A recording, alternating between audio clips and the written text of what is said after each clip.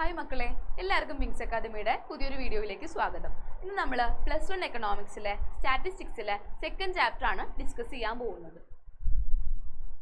നമ്മുടെ ചാപ്റ്ററിന്റെ പേര് എന്താണ്? കളക്ഷൻ ഓഫ് ഡാറ്റ എന്നാണ്. Chapter 2 collection of data. ഇതിലെ കുറച്ച് ഇമ്പോർട്ടൻറ്റ് ക്വസ്റ്റ്യൻസ് ആണ് നമ്മൾ ഇന്നത്തെ ക്ലാസ്സിൽ ഡിസ്കസ് ചെയ്യാനായിട്ട് പോകുന്നത്. അപ്പോൾ കളക്ഷൻ ഓഫ് ഡാറ്റയിലെ ഒരു 5 ഇമ്പോർട്ടൻറ്റ് ക്വസ്റ്റ്യൻസ് ആണ് നമ്മൾ മെയിൻ ആയിട്ട് ഈ ഒരു ക്ലാസ്സിൽ നമ്മൾ പഠിക്കാൻ പോകുന്നത്. ഒന്നാമത്തെ ക്വസ്റ്റ്യൻ ആണ് difference between primary data and secondary data. അതുപോലെ തന്നെ qualities of A good questionnaire, what is pilot survey, methods of sampling, define sampling errors and non sampling errors. കുറച്ചധികം ക്വസ്റ്റ്യൻ പേപ്പറുകളിൽ ചോദിച്ചു കണ്ടിട്ടുള്ള റിപ്പീറ്റ് ആയിട്ട് ചോദിക്കുന്ന ക്വസ്റ്റ്യൻസ് ആണ് നമ്മൾ എന്ത് ചെയ്യുന്നത്, ഈ ഒരു ക്വസ്റ്റ്യൻസിൽ ഉൾപ്പെടുത്തിയിട്ടുള്ളത്. അപ്പോൾ 5 മെയിൻ ക്വസ്റ്റ്യൻസ് ആണ് നമ്മൾ ഇന്നത്തെ ക്ലാസ്സിൽ ഡിസ്കസ് ചെയ്യാൻ പോകുന്നത്. നമുക്ക് ഫസ്റ്റ് ക്വസ്റ്റ്യൻ നോക്കാം. Difference between primary and secondary data. Primary ഡാറ്റയും സെക്കൻഡറി ഡാറ്റയും തമ്മിലുള്ള ഡിഫറൻസ് ആണ് അല്ലെങ്കിൽ ക്ലാസിഫിക്കേഷൻ ആണ് നമ്മൾ ഇന്നത്തെ ക്ലാസ്സിൽ പഠിക്കാനായിട്ട് പോകുന്നത്. അത് തന്നെ പ്രൈമറി ഡാറ്റയിൽ നോക്കുക, കളക്ട്സ് ഡാറ്റ ഡയറക്ട്ലി എന്ന് വെച്ച് കഴിഞ്ഞാൽ എന്താണ്? ഡാറ്റ ഡയറക്റ്റ് ആയിട്ട് കളക്ട് ചെയ്യുന്നു. നമ്മൾ സ്വയം എന്ത് ചെയ്യുകയാണ്? ഡയറക്റ്റ് ആയിട്ട് നേരിട്ട് ഡാറ്റ കളക്ട് ചെയ്യുന്നു. അത് നേരെ സെക്കൻഡറി ഡാറ്റയിൽ എങ്ങനെയാണ്? Uses the data already collected by any agency എന്ന് വെച്ച് കഴിഞ്ഞാൽ ഏതെങ്കിലും ഒരു ഏജൻസി ഓൾറെഡി കളക്ട് ചെയ്ത് വെച്ചിരിക്കുന്ന ഡാറ്റ നമ്മൾ എടുത്ത് യൂസ് ചെയ്യുകയാണ്. അതിനെയാണ് നമ്മൾ എന്ത് പറയുക? സെക്കൻഡറി ഡാറ്റ എന്ന് പറയുന്നത്. ഇപ്പം നമ്മൾ ഏതെങ്കിലും ഇൻഫർമേഷൻ ആവശ്യമുണ്ടെങ്കിൽ നമ്മൾ എന്ത് ചെയ്യും? അത് ഗൂഗിൾ ചെയ്ത് നോക്കാറുണ്ട് അല്ലേ? അതൊക്കെ എന്തിൽ ഉൾപ്പെടുന്നു? സെക്കൻഡറി ഡാറ്റയിൽ അല്ലെ? ആരെങ്കിലുമൊക്കെ സ്റ്റോർ ചെയ്ത് വെച്ചേക്കുന്ന ഇൻഫർമേഷൻസ് ആണ് നമ്മളെടുത്ത് യൂസ് ചെയ്യുന്നത്. അങ്ങനെയുള്ള ഡാറ്റയാണ് സെക്കൻഡറി ഡാറ്റ. പ്രൈമറി ഡാറ്റ എന്ന് പറയുന്നത് എന്താണ്? Collects data directly. നമ്മൾ നേരിട്ട് പോയിട്ടാണ് ഡാറ്റ കളക്ട് ചെയ്യുക. അവിടെ യാതൊരു രീതിയിലുള്ള ഇന്റർമീഡിയറ്ററീസും ഇല്ല. നമ്മൾ തന്നെയാണ് എന്ത് ചെയ്യുന്നത്? ഡാറ്റ കളക്ട് ചെയ്യുന്നത്. സെക്കൻഡറി ഡാറ്റയിലേക്ക് വരുമ്പോൾ അതെന്താണ്? Uses the data already collected by any agency. ഏതെങ്കിലും ഏജൻസി ഓൾറെഡി കളക്ട് ചെയ്ത് വെച്ച ഡാറ്റ നമ്മൾ യൂസ് ചെയ്യുന്നു. രണ്ടാമത്തെ നോക്കുക, expensive and time consuming. Primary data collect ചെയ്യുന്നത് കുറച്ച് എക്സ്പെൻസീവ് ആണ് അല്ലെങ്കിൽ ടൈം കൺസ്യൂമിങ് ആണ്. എന്ന് വെച്ചാൽ നമുക്ക് കുറച്ചധികം അതിന് ചിലവ് ആവശ്യമുണ്ട് അല്ലേ? നേരിട്ട് പോയി നമ്മൾ ഡാറ്റ കളക്ട് ചെയ്യുമ്പോൾ അതിന് എന്ത് വേണം? കുറച്ച് ചിലവ് ആവശ്യമാണ്. അതുപോലെ തന്നെ ഒരുപാട് സമയം ആവശ്യം വരുന്നുണ്ട്. അതുപോലെ സെക്കൻഡറി ഡാറ്റയിലേക്ക് വരുമ്പോൾ അതെന്താണ്? Saves time and cost. Secondary data collect ചെയ്യുമ്പോൾ നമുക്ക് വലിയ രീതിക്ക് എന്ത് വേണ്ട? ടൈമും വേണ്ട, അതുപോലെ തന്നെ അതിന് യാതൊരു രീതിയിലുള്ള ചിലവുകളും ഇല്ല. ഓക്കെ, അപ്പോൾ പ്രൈമറി ഡാറ്റകൾ എന്താ പറയുന്നത്? Expensive and time consuming. Primary data collect ചെയ്യുക എന്ന് പറയുന്നത് കുറച്ച് എക്സ്പെൻസീവ് ആണ്, ചിലവ് കൂടുതലാണ്, അതുപോലെ തന്നെ ടൈം കൺസ്യൂമിങ് ആണ്, ഒരുപാട് സമയം ആവശ്യമാണ്. സെക്കൻഡറി ഡാറ്റയിലേക്ക് വരുമ്പോൾ സേവ്സ് ടൈം ആൻഡ് കോസ്റ്റ്. ടൈമും എന്ത് ചെയ്യുന്നുണ്ട്? സേവ് ചെയ്യുന്നുണ്ട്, അതുപോലെ തന്നെ പ്രത്യേകിച്ച് ചിലവുകളൊന്നും ഇതിന് ആവശ്യമില്ല. അടുത്തതാണ് റിക്വയർഡ് എക്സ്പീരിയൻസ്ഡ് എന്യൂമറേറ്റേഴ്സ്. നമുക്കറിയാം പ്രൈമറി ഡാറ്റ നമ്മൾ കളക്ട് ചെയ്യുന്നത് സർവേ പോലെയുള്ള മെത്തേഡുകളിലൂടെയാണ് അല്ലേ? സർവേ പോലെയുള്ള മെത്തേഡുകളിലൂടെയാണ് നമ്മൾ കൂടുതലായിട്ടും പ്രൈമറി ഡാറ്റ കളക്ട് ചെയ്യുന്നത്. അപ്പോൾ നമുക്ക് അവിടെ ആരെ ആവശ്യമാണ്? എന്യൂമറേറ്റേഴ്സിന് അല്ലേ? ചോദ്യം ചോദിക്കാനുള്ള ആൾക്കാരെ, ചോദ്യകർത്താക്കളെ നമുക്ക് അവിടെ ആവശ്യമാണ്. എന്യൂമറേറ്റേഴ്സിന് നമുക്ക് എവിടെ ആവശ്യമാണ്? പ്രൈമറി ഡാറ്റയിൽ. അത് എങ്ങനെയുള്ള എന്യൂമറേറ്റേഴ്സ് ആയിരിക്കണം? എക്സ്പീരിയൻസ്ഡ് ആയിട്ടുള്ള അല്ലേ? കുറേ ആളുകളുടെ ഇടയിൽ പോയിട്ട് ക്വസ്റ്റ്യൻസ് ചോദിക്കണം അല്ലെങ്കിൽ സർവേ നടത്തണം എന്നുണ്ടെങ്കിൽ അവർ കുറച്ചുകൂടി പ്രിപ്പയർഡ് ആയിരിക്കണം അല്ലെങ്കിൽ എക്സ്പീരിയൻസ്ഡ് ആയിരിക്കണം. ഇവിടെ എന്താ പറയുന്നത്? Required experienced enumerators. എക്സ്പീരിയൻസ്ഡ് ആയിട്ടുള്ള പരിശീലനം ലഭിച്ചിട്ടുള്ള എന്യൂമറേറ്റേഴ്സിനെ ചോദ്യകർത്താക്കളെ നമുക്ക് എവിടെ ആവശ്യമാണ്? പ്രൈമറി ഡാറ്റ കളക്ഷനിൽ അല്ലെങ്കിൽ പ്രൈമറി ഡാറ്റയിൽ ആവശ്യമാണ്. സെക്കൻഡറി ഡാറ്റയിലേക്ക് വരുമ്പോൾ നോ സച്ച് എന്യൂമറേറ്റേഴ്സ് റിക്വയർഡ്. അങ്ങനെയുള്ള എന്യൂമറേറ്റേഴ്സിൻ്റെ ഒന്നും ആവശ്യം എവിടെയില്ല? സെക്കൻഡറി ഡാറ്റയിൽ ഇല്ല അല്ലേ? ഓൾറെഡി ആരൊക്കെയോ കളക്ട് ചെയ്ത് വെച്ചിരിക്കുന്നുണ്ട് ഡാറ്റ, നമ്മൾ അതെടുത്ത് യൂസ് ചെയ്യുന്നു അല്ലേ? അത്രയേ ഉള്ളൂ എവിടെ? സെക്കൻഡറി ഡാറ്റയിൽ. പ്രൈമറിയിൽ എങ്ങനെയാണ്? Required experienced enumerators. എക്സ്പീരിയൻസ്ഡ് ആയിട്ടുള്ള പരിശീലനം ലഭിച്ചിട്ടുള്ള എന്യൂമറേറ്റേഴ്സിനെ ചോദ്യകർത്താക്കളെ നമ്മൾക്ക് പ്രൈമറി ഡാറ്റയിൽ ആവശ്യമാണ്. അടുത്ത നോക്കുക, personal prejudice and bias of enumerator will effect primary data. അതായത് പേഴ്സണൽ പ്രിജുഡീസ് അതുപോലെ തന്നെ ബയാസ്, എന്യൂമറേറ്റേഴ്സിനുമായിട്ടുള്ള പേഴ്സണൽ കാര്യങ്ങളൊക്കെ എന്തിന് നമ്മുടെ പ്രൈമറി ഡാറ്റനെ എഫക്ട് ചെയ്യുന്നതാണ് പറയുന്നത്. ഓക്കെ, നമ്മുടെ എന്യൂമറേറ്റേഴ്സിന്റെ പേഴ്സണൽ കാര്യങ്ങൾ അല്ലെങ്കിൽ എന്തെങ്കിലും ഒരു പേഴ്സണൽ ആയിട്ടുള്ള ബയാസോ പ്രിജുഡീസോ ഒക്കെ ഉണ്ടെങ്കിൽ അതൊക്കെ എന്ത് ചെയ്യും? നമ്മുടെ പ്രൈമറി ഡാറ്റേനെ, നമ്മുടെ പ്രാഥമിക ഡാറ്റേനെ എന്ത് ചെയ്യുന്നുണ്ട്? എഫക്ട് ചെയ്യുന്നുണ്ട്. സെക്കൻഡറി ഡാറ്റയിലേക്ക് വരുമ്പോൾ അത് എന്ത് ചെയ്യുന്നില്ല? നമ്മുടെ ആ ഒരു സെക്കൻഡറി ഡാറ്റേനെ അത് യാതൊരു രീതിയിലും എഫക്ട് ചെയ്യുന്നില്ല. നമ്മുടെ ക്വസ്റ്റ്യൻ ചോദിക്കുന്ന ആളുടെ പേഴ്സണൽ പ്രിജുഡീസോ ബയാസോ ഒന്നും എന്ത് ചെയ്യുന്നില്ല? സെക്കൻഡറി ഡാറ്റേനെ യാതൊരു രീതിയിലും എഫക്ട് ചെയ്യുന്നില്ല. പ്രൈമറി ഡാറ്റയുടെ പിന്നെ പറയുന്നതാണ് gets new and time bound data.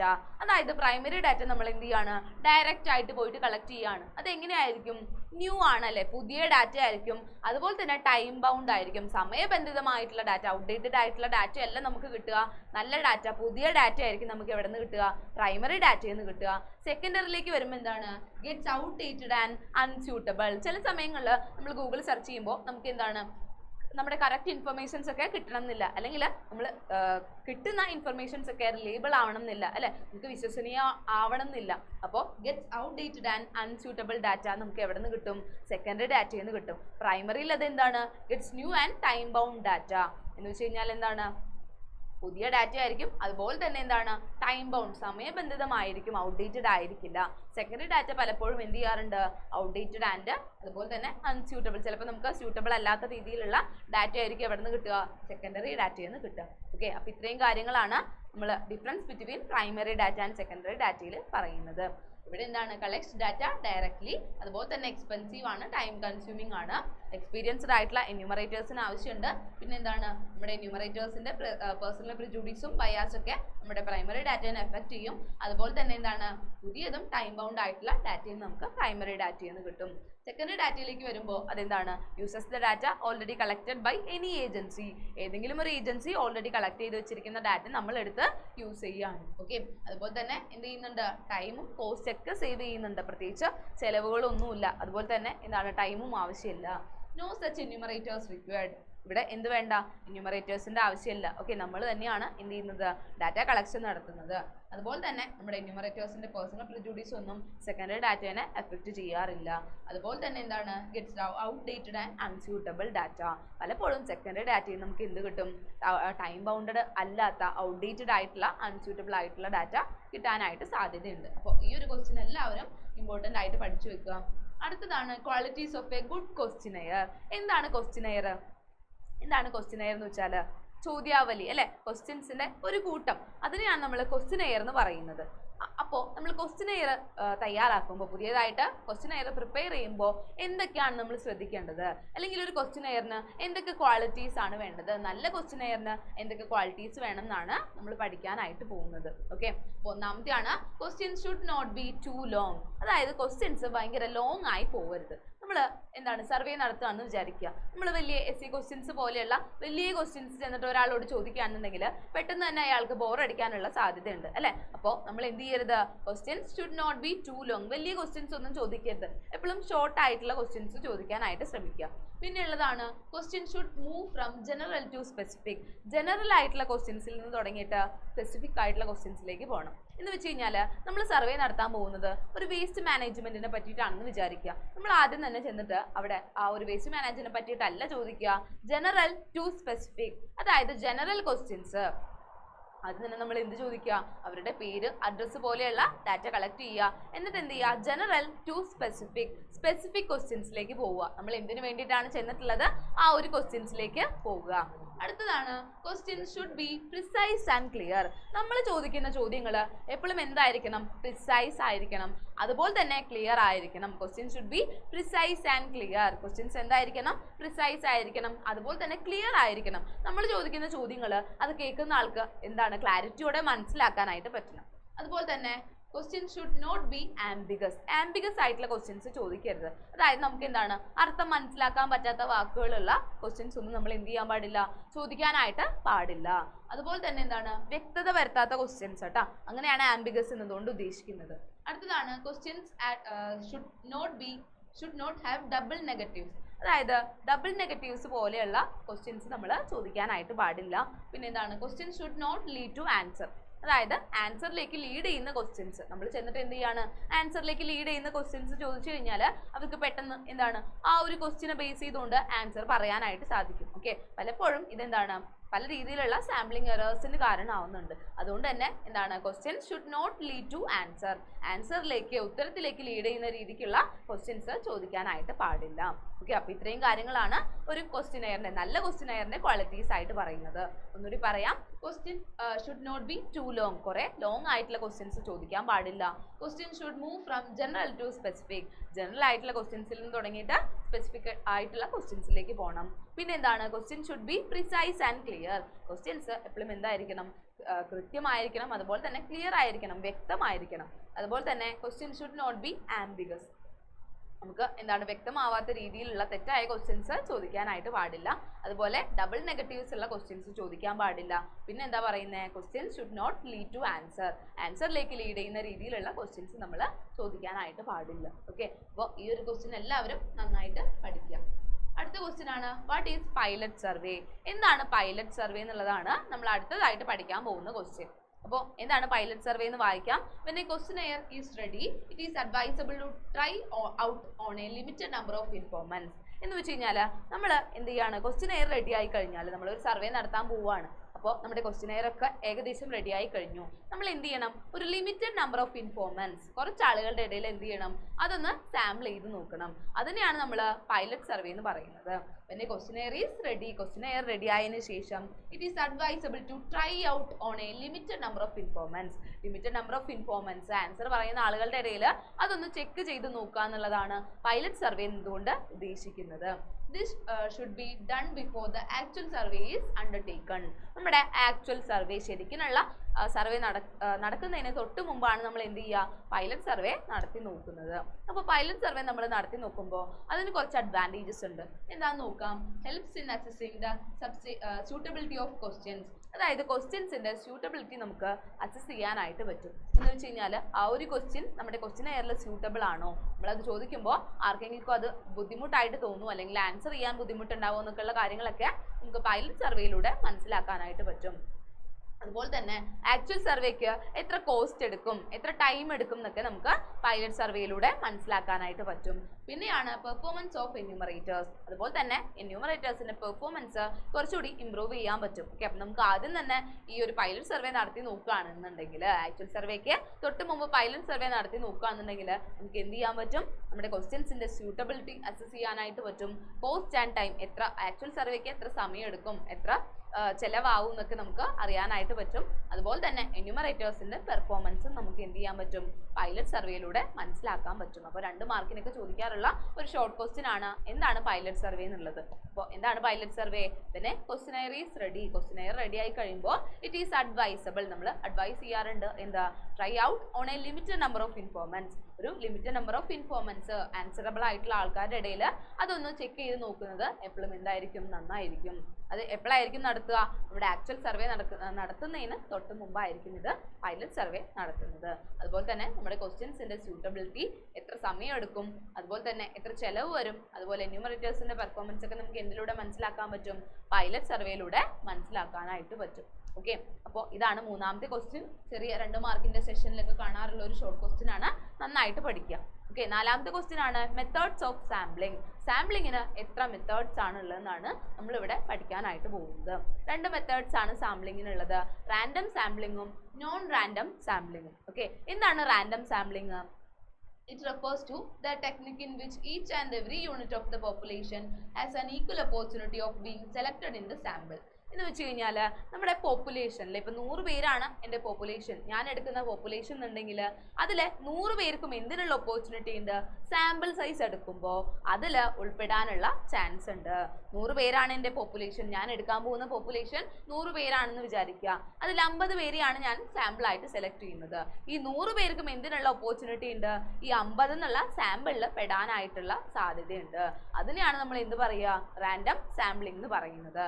It refers to that technique in which each and every unit of the population has an equal opportunity of being selected in the sample. സാമ്പിളിൽ selected ആവാനായിട്ട്, സാമ്പിളിൽ തിരഞ്ഞെടുക്കപ്പെടാനായിട്ട് പോപ്പുലേഷനിലെ എല്ലാ യൂണിറ്റുകൾക്കും equal opportunity തരുന്ന അത്തരത്തിലുള്ള സാമ്പിളിങ്ങിനെയാണ് നമ്മൾ എന്ത് പറയുക, random sampling എന്ന് പറയുന്നത്. ഇതിന് 2 മെത്തേഡ്സ് ആണ് മെയിൻ ആയിട്ടുള്ളത്, ലോട്ടറി മെത്തേഡും റാൻഡം നമ്പർ ടേബിളും. ഓക്കെ, ലോട്ടറി മെത്തേഡ് എന്ന് പറയുന്നത് നമ്മൾ നമ്മുടെ പോപ്പുലേഷനിലെ എല്ലാ പേരുകളും അല്ലെങ്കിൽ എന്താണ് നമ്മൾ പോപ്പുലേഷനിൽ ഉൾപ്പെടുത്തുന്നത് ആ ഒരു നമ്പേഴ്സ് അല്ലെങ്കിൽ പേരുകൾ നമ്മൾ എന്ത് ചെയ്യും, ചെറിയൊരു പീസ് ഓഫ് പേപ്പറിൽ എഴുതിയിട്ട് നമ്മൾ എന്ത് ചെയ്യും, അതൊരു ബോക്സിൽ ഇടുന്നു. അതിൽ നിന്ന് നമ്മൾ എന്ത് ചെയ്യുന്നു, ആക്ച്വൽ നമുക്ക് എത്രയാണോ സാമ്പിൾ വേണ്ടത് ആ ഒരു സാമ്പിൾ സെലക്ട് ചെയ്യുന്നു. ഓക്കെ, അതാണ് ലോട്ടറി മെത്തേഡ്. 100 പേരാണ് പോപ്പുലേഷൻ എന്നുണ്ടെങ്കിൽ 100 പേരുടെയും പേപ്പർ എന്ത് ചെയ്യും, ചെറിയ പീസ് ഓഫ് പേപ്പറിൽ എഴുതി വെച്ചിട്ട് നമ്മൾ എന്ത് ചെയ്യും, അതൊരു ബോക്സിൽ ഇട്ടിട്ട് അതിൽ നിന്ന് സാമ്പിൾ സൈസ്, അതായത് 50 പേരെ നമ്മൾ അതിൽ നിന്ന് സെലക്ട് ചെയ്യുന്നു. ഇതിനെയാണ് ലോട്ടറി മെത്തേഡ് എന്ന് പറയുക. അടുത്തതാണ് റാൻഡം നമ്പർ ടേബിൾ. ഓക്കെ, അടുത്തതാണ് റാൻഡം നമ്പർ ടേബിൾ. ഇതിൽ നമ്മൾ ചെയ്യുന്നത് നമ്മുടെ പോപ്പുലേഷൻ മൊത്തത്തിൽ എന്ത് ചെയ്യും, നമ്മളൊരു ടാബുലാർ ഫോമിൽ ടേബിൾ ആയിട്ട് നമ്മൾ എഴുതി വെക്കുന്നു. അതിൽ നിന്ന് നമ്മൾ എന്ത് ചെയ്യും, റോസ് ആയിട്ടോ കോളംസ് ആയിട്ടോ അല്ലെങ്കിൽ സ്പെസിഫിക് ആയിട്ടുള്ള നമ്പേഴ്സ് സെലക്ട് ചെയ്തിട്ടൊക്കെ നമ്മൾ എന്ത് ചെയ്യും, അതിൽ നിന്ന് സാമ്പിൾ സൈസ് എടുക്കുന്നു. അതിനെയാണ് റാൻഡം നമ്പർ ടേബിൾ എന്ന് നമ്മൾ പറയുന്നത്. നമ്മൾ പറഞ്ഞുകൊണ്ടിരിക്കുന്നത് എന്താണ്, റാൻഡം സാമ്പിളിംഗ് ആണ്. അതായത് പോപ്പുലേഷനിലെ എവറി യൂണിറ്റിന്, എല്ലാ യൂണിറ്റിനും ഈക്വൽ ഓപ്പർച്യൂണിറ്റി കൊടുക്കുന്നു. എന്തിനു വേണ്ടിയിട്ട്, സാമ്പിളിൽ പെടാനായിട്ട്, സാമ്പിളിൽ ഉൾപ്പെടാനായിട്ട് പോപ്പുലേഷനിലെ എല്ലാ യൂണിറ്റുകൾക്കും ഈക്വൽ ഓപ്പർച്യൂണിറ്റി കൊടുക്കുന്ന രീതിയിലുള്ള സാമ്പിളിംഗ് ആണ് റാൻഡം സാമ്പിളിംഗ്. എക്സാമ്പിൾസ് ആണ് ലോട്ടറി മെത്തേഡും റാൻഡം നമ്പർ ടേബിളും. ഓക്കെ, ലോട്ടറി മെത്തേഡിൽ എങ്ങനെയാണ്, നമ്മുടെ പോപ്പുലേഷനെ മൊത്തത്തിൽ നമ്മൾ എന്ത് ചെയ്യും, ചെറിയ പീസ് ഓഫ് പേപ്പറിൽ അവരുടെ പേര് എഴുതിയിട്ട് നമ്മളൊരു ബോക്സിൽ ഇടുന്നു. അതിൽ നിന്ന് സാമ്പിൾ സൈസ് മാത്രം സെലക്ട് ചെയ്യുന്നു. റാൻഡം നമ്പർ ടേബിളിലേക്ക് വരുമ്പോൾ നമ്മൾ എന്ത് ചെയ്യും, എല്ലാവരുടെയും പേര് ഒരു ടാബുലാർ ഫോമിൽ, ടേബിൾ ഫോമിൽ എഴുതിയിട്ട് എന്ത് ചെയ്യും, അതിൽ നിന്ന് ഡാറ്റ സാമ്പിൾ സൈസ് കളക്ട് ചെയ്യും. ഓക്കെ, അടുത്തതാണ് non random sampling. It is a technique which every unit of the population did not have an equal opportunity of being selected in the sample. നമ്മുടെ random സാമ്പിളിങ്ങിന്റെ നേരെ opposite. അതായത് പോപ്പുലേഷനിലെ എല്ലാ യൂണിറ്റുകൾക്കും എന്തില്ല, നമ്മുടെ sample സൈസിൽ പെടാനായിട്ടുള്ള ചാൻസ് ഇല്ല. അപ്പോൾ അതിനെയാണ് നമ്മൾ എന്ത് പറയുക, നോൺ റാൻഡം സാമ്പിളിംഗ് എന്ന് പറയുക. റാൻഡം സാമ്പിളിങ്ങിന്റെ നേരെ ഓപ്പോസിറ്റ്. ഓക്കെ, റാൻഡം സാമ്പിളിംഗ് എന്ന് പറയുന്നത് എന്താണ്, പോപ്പുലേഷനിലെ എല്ലാ യൂണിറ്റുകൾക്കും ഈക്വൽ ഓപ്പർച്യൂണിറ്റി ഉണ്ട് സാമ്പിൾ സൈസിൽ പെടാനായിട്ട്. നോൺ റാൻഡം സാമ്പിളിംഗ് എന്ന് പറയുമ്പോൾ പോപ്പുലേഷനിലെ എല്ലാ യൂണിറ്റുകൾക്കും എന്തില്ല, ഈക്വൽ ഓപ്പർച്യൂണിറ്റി ഇല്ല. ഓക്കെ, അപ്പോൾ 4 കാര്യങ്ങളാണ് നമ്മൾ നാലാമത്തെ ക്വസ്റ്റ്യനിൽ നമ്മൾ ഈ 2 കാര്യങ്ങളാണ് മെയിൻ ആയിട്ട് പറയുന്നത്, റാൻഡം സാമ്പിളിങ്ങും നോൺ റാൻഡം സാമ്പിളിങ്ങും. നന്നായിട്ട് പഠിക്കുക. അടുത്ത ക്വസ്റ്റ്യൻ ആണ് define sampling errors and non sampling errors. എന്താണ് സാമ്പിളിംഗ് എറേഴ്സ്, എന്താണ് നോൺ സാമ്പിളിംഗ് എറേഴ്സ് എന്നുള്ളതാണ് നമ്മൾ ഈ ഒരു ക്വസ്റ്റ്യനിൽ പഠിക്കാനായിട്ട് പോകുന്നത്. ആദ്യം തന്നെ നോക്കുക, സാമ്പിളിംഗ് എറേഴ്സ് എന്താണ്. It refers to the difference between sample value and the actual value. Sample വാല്യൂയും ആക്ച്വൽ വാല്യൂയും, അതായത് നമ്മൾ ആക്ച്വൽ ആയിട്ട് നടത്തുന്ന സർവേയിൽ നിന്ന് നമുക്ക് കിട്ടുന്ന വാല്യൂവും നമ്മൾ മുമ്പ് നടത്തിയിട്ടുള്ള സാമ്പിൾ, ഓക്കെ, ആക്ച്വൽ സർവേക്ക് മുമ്പ് നമ്മൾ നടത്തിയിട്ടുള്ള സാമ്പിളിന്റെ വാല്യൂവും തമ്മിൽ നമ്മൾ എന്ത് ചെയ്യും, കമ്പയർ ചെയ്ത് നോക്കുന്നു, അതിന്റെ ഡിഫറൻസ് ചെയ്ത് നോക്കുന്നു. ആ ഒരു ഡിഫറൻസ് ആണ് എന്ത്, സാമ്പിളിംഗ് എറേഴ്സ് എന്ന് പറയുന്നത്. ഓക്കെ, ആക്ച്വൽ സർവേ ഉണ്ട്, സാമ്പിൾ സർവേ ഉണ്ട്. നമ്മൾ എന്ത് ചെയ്യും, ആക്ച്വൽ സർവേയുടെ വാല്യൂ സാമ്പിൾ സർവേയുടെ വാല്യൂവും തമ്മിൽ എന്ത് ചെയ്യും, ഡിഫറൻഷിയേറ്റ് ചെയ്യുന്നു. ആ ഒരു ഡിഫറൻസ് ആണ് എന്ത്, സാമ്പിളിംഗ് എറേഴ്സ് എന്ന് പറയുന്നത്. It refers to the difference between sample value, സാമ്പിളിന്റെ value and the actual value, actual വാല്യൂവും തമ്മിലുള്ള ഡിഫറൻസ് ആണ് എന്ത്, സാമ്പിളിംഗ് എറേഴ്സ് എന്ന് പറയുന്നത്. We can reduce sampling errors by taking large sample. Sample size കൂട്ടിക്കൊണ്ട് നമുക്ക് എന്ത് ചെയ്യാൻ പറ്റും, സാമ്പിളിംഗ് എറേഴ്സ് റെഡ്യൂസ് ചെയ്യാനായിട്ട് പറ്റും. ഒരു പരിധി വരെ സാമ്പിളിംഗ് എറേഴ്സ്, സാമ്പിളിംഗ് പിഴവുകൾ കുറയ്ക്കാനായിട്ട് നമുക്ക് എങ്ങനെ പറ്റും, ലാർജ് സാമ്പിൾ, കൂടിയ സാമ്പിൾ എടുക്കാനായിട്ട് സാധിക്കും. അടുത്തതാണ് non sampling errors. Errors in data acquisitions, non response errors, sampling bias. ഇതൊക്കെയാണ് നോൺ സാമ്പിളിംഗ് എറേഴ്സിൽ വരുന്നത്. അപ്പോൾ നമ്മുടെ സാമ്പിളിംഗ് എറേഴ്സ് പോലെ ലാർജ് പോപ്പുലേഷനൊക്കെ എടുത്തുകൊണ്ട് നോൺ സാമ്പിളിംഗ് എറേഴ്സ് ഇല്ലാതാക്കാനായിട്ട് നമുക്ക് പറ്റില്ല. ഒന്നാമത്തെയാണ് എറേഴ്സ് ഇൻ ഡാറ്റ അക്വിസിഷൻ, അതായത് നമ്മൾ ഡാറ്റ അക്വയർ ചെയ്യുമ്പോഴുള്ള എറേഴ്സ് എന്ന് വെച്ച് കഴിഞ്ഞാൽ നമ്മൾ ചോദിക്കുന്ന ക്വസ്റ്റ്യൻസിന് റെസ്പോൺസ് നല്ല രീതിക്ക് കിട്ടാതിരിക്കുക. ഓക്കെ, അതൊക്കെയാണ് എന്ത്, എറേഴ്സ് ഇൻ ഡാറ്റ അക്വിസിഷൻ. അല്ലെങ്കിൽ നമ്മൾ ക്വസ്റ്റ്യൻ ചോദിച്ച ആൾ നമുക്ക് എന്ത് ചെയ്യുന്നുണ്ട്, കറക്റ്റ് ആയിട്ട് ഡാറ്റ തരുന്നുണ്ട്, പക്ഷെ നമ്മളത് എന്ത് റെക്കോർഡ് ചെയ്ത് വെച്ചപ്പോൾ അതിൽ മിസ്റ്റേക്ക് വന്നു.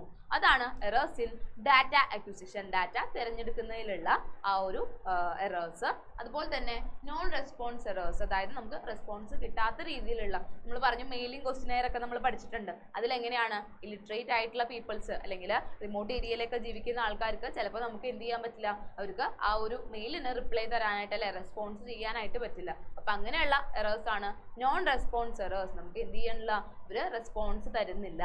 അടുത്തതാണ് സാമ്പിളിംഗ് ബയാസ്. എന്ന് വെച്ച് കഴിഞ്ഞാൽ ചില സമയങ്ങളിൽ സാമ്പിൾ സൈസിലുള്ള എല്ലാവർക്കും അല്ലെങ്കിൽ പോപ്പുലേഷനിലുള്ള എല്ലാവർക്കും എന്ത് ചെയ്യാൻ പറ്റുന്നില്ല, ആ ഒരു സാമ്പിളിംഗ് സമയത്ത് എത്തിപ്പെടാൻ പറ്റുന്നില്ല, അവർ ആബ്സെന്റ് ആണെന്നുണ്ടെങ്കിൽ നമുക്ക് എന്ത് പറയാം, അത് സാമ്പിളിംഗ് ബയാസ് എന്ന് പറയാം. സാമ്പിളിംഗിൽ ഉണ്ടാവുന്ന തെറ്റുകൾ ആയിട്ട് നമുക്ക് പറയാനായിട്ട് പറ്റും. ഓക്കെ, അപ്പോൾ non sampling errors sampling errors പോലെ എന്ത് ചെയ്യാൻ പറ്റില്ല, ലാർജ് സാമ്പിൾ എടുത്തുകൊണ്ട് കുറയ്ക്കാനായിട്ട് പറ്റില്ല.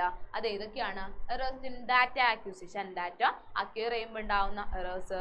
നോൺ റെസ്പോൺസ് എറേഴ്സ്, നമുക്ക് റെസ്പോൺസ് ഇല്ലാത്ത എറേഴ്സ്, അതായത് നമുക്ക് നല്ല രീതിയിൽ എന്ത് ചെയ്യുന്നില്ല, റെസ്പോൺസ് തരുന്നില്ല, അങ്ങനെ ഉണ്ടാവുന്ന എറേഴ്സ്.